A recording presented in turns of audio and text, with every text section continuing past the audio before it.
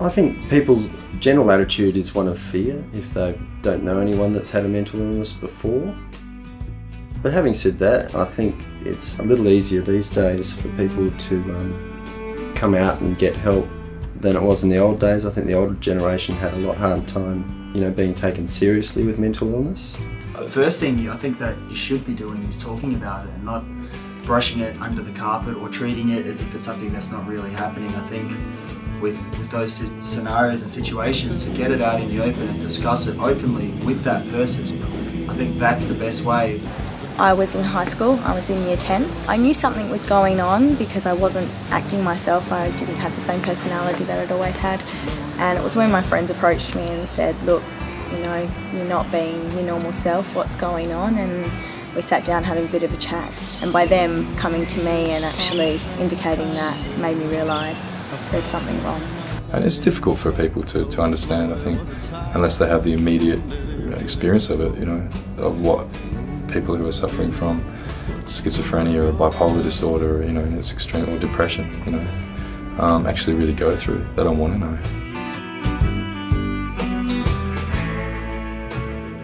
Any kind of music really, I think, has the potential to kind of ease your sorrows. I like the blues personally. I always listen to that if I'm in need of something.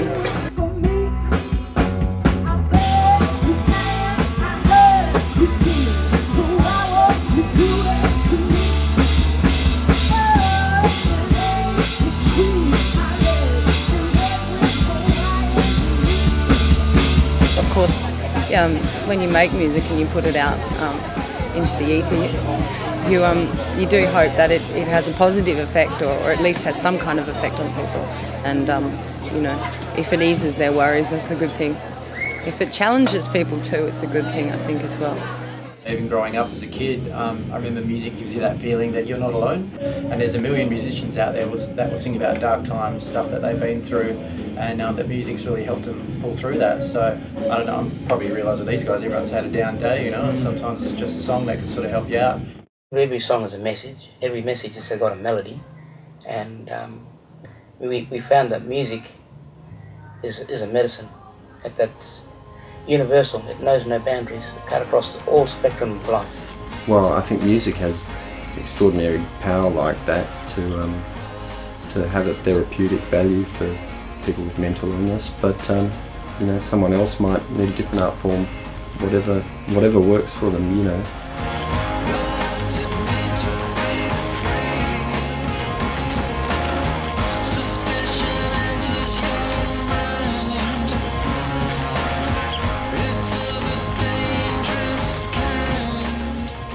I think anything that kind of stimulates your mind, I think in a positive way, can only be beneficial. Any kind of expression usually is an expression of, do I belong to something? And music's definitely that. I mean, music's a big part of fashion and trends. If you feel like you can place yourself, within the context of belonging, I think that, that has a really positive, or can play a really positive part in somebody's life.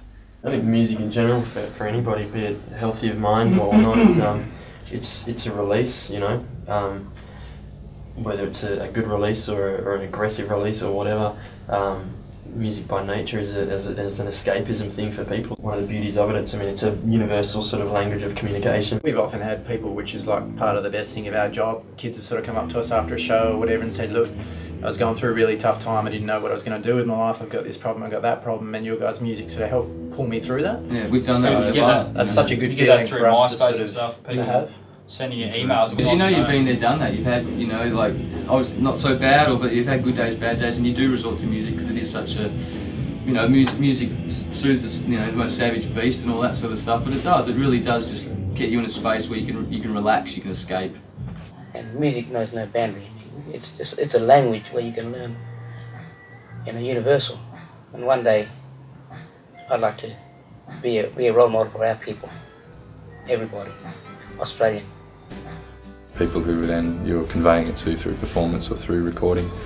I think it's very important what happens when you play music with people. There's a synergy, and a lot of those walls that exist between people kind of go down a bit when you're playing together or you're watching it or participating in a live event or in a recording music or just jamming together, something happens, some synergy takes place that kind of, you know, the individual ego kind of just takes a little walk for a while, and you can get into the moment of playing with each other, and that's a really great thing, and that's something pretty ancient, I think, that we forget about sometimes. You tell me that I'm drinking too much. Some things I can't save up.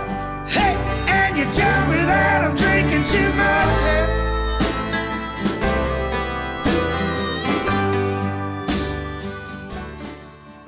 I think people often have the misconception that patients with mental illnesses can't function in society, and I think something the community needs to understand is they are people, they're the same as everybody else, but the issues they're dealing with aren't physical, and that is just, it's an issue in the mind. But they can still function in society, they can still have jobs, they can still be friends and mothers and family supporters, and something society needs to realise is that they shouldn't be treating them any different to any other person. Definitely don't look down on them to start with. I think that's a bad way of approaching it. You need your family and your friends to bring you up. So if you see someone, whether you know them or not, with a mental health problem, I definitely would encourage them to be very supportive and do everything that you can to help that person get through the tough times. We've taken clients from who in a day sit in front of the TV, won't remove from the TV, who are scared to walk anywhere unless they're right beside the nurse or right beside someone. We've taken from that to somebody who's been an active member of the community. So. People are often just responding to their society. You know, we have a healthier society, we have a healthier populace. There is so much stigma, especially created by media, about different mental illnesses. And I would like to say that people need to stop judging and people need to become more aware and more educated, but that is a hard thing for an entire community to do. I went through the system and there were nurses who were great and really did help me through my journey, but there were also nurses who really didn't understand and who hindered my progress. I had a nurse come to me at once and say, you know, you're wasting bed space, go home, hurry up, get better, you know, just get over it. And that just showed me, I wasn't angry about that, but it showed me that they didn't understand and they hadn't had the training to actually come to me as a patient and be able to support me through my progress. And meeting those nurses that did have that background, that did understand and could support you through those journeys and those obstacles you were facing in your treatment really made me realise I wanted to do that. I wanted to help people through the similar things I was going through. It's a common comment, you know, like you're working in the loony bin or you're working with a bunch of crazies, but there's a sort of, I guess, a lack of understanding about mental illness and what it's like to work within the area. Mental health offers you a lot of opportunity to help with someone or empower someone to look for their own goals and to look for their own ways of making themselves better. It's an excellent field. It's very interesting and very challenging. It's